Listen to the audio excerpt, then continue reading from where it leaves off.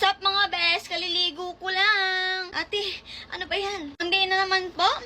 Yes po, opo. Chika minute! Alam nyo, opposite talaga ako kapag sa real life, mga bes. So, diba, papansin ako dito sa social media.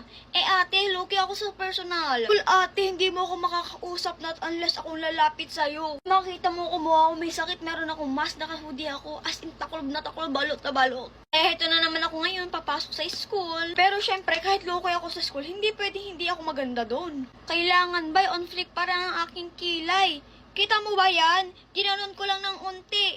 Tumayo na. Ito talaga nagustuhan ko sa pangkilay na to. Hindi siya nagbubuo-buo. Wala siyang product build-up. Opa ka, kitang-kitang pinagkaiba ng kilay ko, sis. Actually, meron naman talaga akong kilay, pero mas gusto talaga yung bushy brows. Nasabi ko sa'yo kung hindi ka maalam magkilay, pero gusto mo bushy brows, ate, ito yung para sa'yo. Baka kala mo, nagtagal talaga ako sa pagkilay, pero 2 minutes lang talaga. Ililink ko lang to sa aking